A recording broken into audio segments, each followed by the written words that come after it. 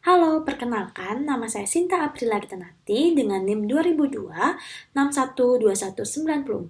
Saya merupakan dokter muda di RSUP Sanglah pada stase anestesi. Hari ini saya akan menjelaskan tentang perioperatif medicine. Baik, untuk poin pembahasan itu adalah perioperatif medicine, praoperatif, intraoperatif, dan postoperatif. Selanjutnya, saya akan membahas tentang apa sih perioperatif medicine.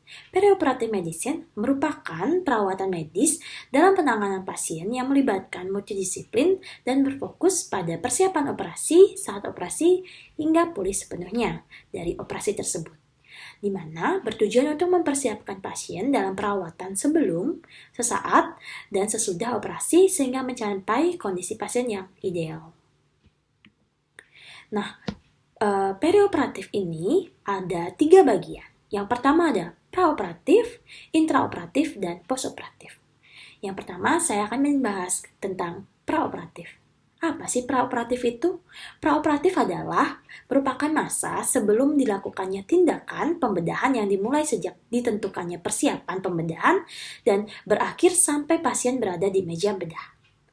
Bertujuan untuk membangun hubungan yang baik antara dokter dan pasien, mengevaluasi keadaan pasien sebelum operasi, mengevaluasi faktor penyulit saat operasi dan pemulihan, menyiapkan kondisi pasien yang optimal untuk operasi, memberikan edukasi kepada pasien tentang pembedahan, anestesi, perawatan intraoperatif, dan pasca operatif, dengan harapan mengurangi kecemasan pasien dan memfasilitasi pemulihan dari pasien tersebut. Lalu yang keenam ada meminta informed consent tindakan operasi dan anestesi. Untuk tahapan dari praoperatif, yang pertama adalah memperoleh raport, di mana kita dapat membangun atau membentuk hubungan yang baik dengan pasien agar pasien dapat memberikan kepercayaan terhadap kita sebagai dokter. Kemudian dapat menjelaskan kepada pasien mengenai prosedur operasi, kemudian penanganan saat operasi dan sesudah operasi dengan istilah yang pasien mengerti atau istilah awam. Kemudian mendiskusikan mengenai kecemasan pasien tentang prosedur anestesi dan operasi. Lalu kita dapat melakukan anamnesis, di mana melakukan anamnesis ini dapat dilakukan secara auto atau heteroanamnesis. Dalam anamnesis yang kita tanyakan adalah riwayat penyakit sekarang, seperti onset, lokasi, kronologis, kuantitas dan kualitas, kemudian faktor memperberat dan memperingan, dan keluhan penyerta. Lalu menanyakan kepada pasien riwayat penyakit terdahulu, di mana menanyakan apakah pasien pernah mengalami hal yang serupa atau keluhan serupa sebelumnya, dan penyakit kronik yang pernah diderita pasien, seperti hipertensi, penyakit jantung, atau diabetes mellitus, dan lain sebagainya. Kemudian, kita dapat menanyakan riwayat penyakit keluarga pada pasien atau keluarganya pasien, di mana menanyakan keluhan serupa kepada keluarganya, apakah keluarganya pernah mempunyai riwayat penyakit yang sama seperti pasien, atau mempunyai penyakit kronik, seperti hipertensi, diabetes mellitus atau penyakit jantung, dan penyakit lainnya. Lalu, menanyakan riwayat pengobatan. Ini juga penting, di mana kita menanyakan apakah pasien sedang atau pernah memakai obat-obatan dalam jangka panjang. Kemudian, kita juga dapat menanyakan riwayat pribadi atau sosial dari pasien. Selain pekerjaan, kegiatan di rumah, kita juga dapat menanyakan riwayat merokok, di mana riwayat merokok ini dapat menyebabkan peningkatan denyut jantung dan spasme koroner. Kemudian kita dapat menanyakan riwayat alkohol dari pasien, di mana riwayat alkohol ini ada 2, yaitu intoxikasi akut, di mana meningkatkan efek obat sehingga perlu mengurangi dosis. Lalu ada alkoholik kronik, di mana resiko kardiomiopati, lalu pankreatitis, dan sirosis hati dan gastritis. Kita juga dapat menanyakan riwayat menstruasi dan persalinan bahkan kehamilan pada wanita sebelum melakukan operasi. Lalu menanyakan riwayat anestesi dan pembedahan, di mana kita dapat menanyakan jenis induksi anestesi yang dilakukan, lokasi operasi, komplikasi, analgetik pasca operasi. Lalu yang terakhir kita dapat menanyakan riwayat makan atau minum terakhir untuk mengurangi resiko aspirasi paru dan komplikasi. Untuk pemeriksaan fisik, di mana ini adalah tahapan dari praoperatif, di mana kita dapat mengecek vital sign, yaitu tekanan darah, nadi, respirasi rate, suhu, dan nyeri. Untuk airway, kita dapat melihat dari kriteria Lemon dan pemeriksaan sistem organ lainnya. Untuk kriteria Lemon, itu yang L adalah look externally, di mana apakah ada trauma pada wajah, incisor yang besar, atau lidah yang lebar.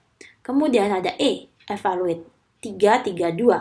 Yang pertama itu mouth opening, di mana jarak antara incisor itu 3 jari. Kemudian yang kedua tip of mentum to hyoid bone, di mana jarak hyoid dan mental itu 3 jari. Kemudian tiromental itu ada jarak tiroid dan dasar lidah, itu ada 2 jari.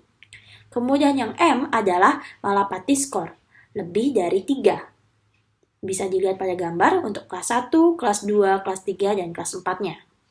Kemudian yang O adalah obstruction, itu adanya kondisi seperti epiglottitis, abses peritonsillar, atau trauma. Kemudian yang N adalah neck mobility. Ini adalah keterbatasan gerak leher, ada atau tidaknya. Kemudian tahapan selanjutnya adalah pemeriksaan penunjang, di mana untuk pemeriksaan penunjang ini dapat dilakukan darah lengkap. Untuk indikasinya sendiri, itu dapat dilakukan pada pasien lebih dari 60 tahun dengan pasien dengan riwayat pendarahan, anemia, dan gangguan darah. Kemudian, pemeriksaan penunjang faal hemostasis itu INR, APTT, PTT, di mana indikasinya itu adalah pendarahan, gangguan koagulasi, riwayat terapi antikoagulan. Kemudian, fungsi ginjal, BUN SC, di mana untuk indikasinya itu adalah pasien riwayat diabetes, gangguan ginjal, riwayat konsumsi steroid, diuretik, ataupun obat neofrotoksik, hipertensi yang kronis. Kemudian, pemeriksaan penunjang fungsi hepar, SGOT, SGPT, albumin. Untuk indikasinya, itu ada gangguan hepar, gangguan nutrisi, dan riwayat konsumsi alkohol. Untuk pemeriksaan penunjang gula darah, untuk indikasinya ini adalah pasien dengan riwayat diabetes mellitus. Lalu ada elektrolit, di mana indikasi dengan hipertensi kronis, diabetes, gangguan ginjal. Lalu dapat melakukan X-ray toraks untuk seluruh pasien di atas 60 tahun, pasien riwayat penyakit jantung, paru, dan kanker. Kemudian ada EKG. Pasien lebih dari 40 tahun, yaitu dengan pasien riwayat jantung dan hipertensi. Kemudian ada asesmen resiko, di mana menentukan status fisik menurut ASA. ASA ini dibagi menjadi 6. Yaitu yang pertama ada ASA 1 adalah orang sehat yang normal. Kedua ada ASA 2, pasien dengan penyakit sistemik, ringan hingga sedang, atau pasien ASA 1 yang menunjukkan kecemasan dan ketakutan yang ekstrim terhadap operasi yang akan dilakukan. Kemudian ASA 3 itu adalah pasien dengan sistemik sedang hingga berat yang mengakibatkan beberapa keterbatasan fungsional. Lalu ada ASA 4, ini pasien dengan penyakit sistemik, berat yang mengancam nyawa, dan lumpuh secara fungsional. Kemudian ada ASA 5, di mana pasien yang hampir meninggal yang diperkirakan tidak akan bertahan 24 jam dengan ataupun tanpa operasi. Kemudian ada ASA 6, di mana pasien mati batang otak yang nantinya organnya akan diambil. Kemudian ada informed consent. Informed consent ini untuk memastikan pasien atau wali pasien mendapatkan penjelasan yang cukup mengenai prosedur anestesi dan operasi yang akan dilakukan sehingga dapat menyetujui prosedur tersebut. Di mana ada beberapa komponen informed consent yaitu teknik anestesi, deskripsi prosedur anestesi, dan komplikasinya. Lalu ada backup anestesi. Untuk tahapan selanjutnya adalah persiapan dari pasien. Di mana yang pertama itu adalah persiapan mental atau psikis dari pasien untuk mengurangi atau mengatasi kecemasan pasien maupun keluarga pasien dapat dengan memberikan penjelasan mengenai rencana anestesi dan operasi yang akan dilakukan pada pasien. Kemudian stop mengerokok, stop mengonsumsi alkohol, melepaskan aksesoris, kemudian mencukur jenggot atau kumis dan melakukan puasa. Kemudian memasang nasogastrik tub sebelum induksi anestesi umum. Kemudian pada ruangan operasi dapat dipersiapkan meja operasi dan mesin operasi serta obat anestesi dan alat resusitasi. Kemudian untuk tahapan selanjutnya adalah premedikasi, di mana pemberian obat-obatan sebelum melakukan anestesi yang bertujuan untuk mengurangi rasa cemas, rasa nyeri, mengurangi kebutuhan obat-obatan anestesi, mengurangi sekresi saluran nafas, mengurangi mual, muntah, membantu mengosongkan lambung, kemudian mengurangi asam lambung dan meningkatkan pH asam lambung. Pemberian obat di periode preoperatif ini sebelum induksi dengan periode 1-5 menit pada obat intravena, 30-60 menit pada obat intramuskular, dan 60-90 menit pada obat perioral. Obat-obatan yang digunakan yang pertama adalah benzodiazepin, itu adalah diazepam, lorazepam, midazolam untuk asiolosis, sedasi, dan amnesia anterograde. Kemudian yang kedua adalah anticholinergic di mana ada Yang kedua ada anticholinergic, yaitu ada atropin, glikopirolat, difenhidramin, dimenhidrinat. Pengobatan ini untuk mengurangi produksi mukus, lalu mengurangi refleks vagal. Kemudian ada antiemetik, di mana ada obat metoclopramid, lalu ada ondansetron untuk mengurangi kejadian PONV. Selanjutnya itu adalah profilaksik aspirasi, yaitu metoclopramid dan natrium sitrat, di mana untuk mengurangi cairan digaster dan meningkatkan pH pada lambung. Kemudian yang kelima dapat diberikan antihistamin H1 blocker untuk mencegah reaksi alergi. Kemudian yang keenam ada opioid, yaitu fentanyl dan morfin untuk menumpukan respon simpatoadrenal dan untuk analgesi dan sedasi. Selanjutnya, setelah membahas pra-intraoperatif, sekarang akan masuk ke intraoperatif, di mana fase intraoperatif ini dimulai ketika pasien masuk ke bagian atau ruang bedah dan berakhir saat pasien dipindahkan ke ruang pemulihan. Nah, manajemen intraoperatif yang pertama ini adalah mempersiapkan peralatan anestesi yang menggunakan statik. Nah, statik ini singkatan dari S itu adalah scopes, di mana menggunakan stetoskop dan laryngoskop. Yang kedua, T itu tubes, di mana menggunakan tube endotracheal atau LMA. Kemudian yang A itu adalah airway device untuk menggunakan sungkup muka atau tube orofaring. Kemudian T untuk tape itu menggunakan plaster. Kemudian yang I itu adalah introducer atau stilet. Kemudian yang C adalah konektor dan S adalah suction. Berikut adalah alat-alat yang digunakan anestesi atau statik yang ada di ruangan bedah. Untuk intraoperatif ada posisi pasien, di mana posisi pasien ini induksi dapat dilakukan pada posisi supinasi. Kemudian posisi pasien dapat disesuaikan oleh tipe operasi yang akan dilakukan. Ini ada gambaran dari posisi pasien yang dapat dilakukan saat operasi. Lalu, tahapan selanjutnya adalah monitor pasien. Untuk menilai status pasien, memastikan apakah prosedur serta analgesi yang akan diadministrasikan sudah tepat untuk pasien. Lalu melakukan monitor sesuai standar umum standar umum pemantauan dasar intraoperatif, di mana tekanan darah itu non-invasive blood pressure atau NIBP, kemudian irama jantung EKG 3 atau 5 lead, kemudian saturasi O2 pulse oximetry, kemudian ventilasi end-tidal CO2 yang dapat dilakukan dengan kapnografi dan kapnometri, kemudian mengecek suhu tubuh. Untuk pemilihan anestesi, yang pertama adalah general anestesi, di mana pasien dalam kondisi tidak sadar dan tidak merasakan nyeri. Kemudian ada regional anestesi, yaitu pasien tidak merasakan nyeri pada regio tertentu, namun pasien tetap sadar.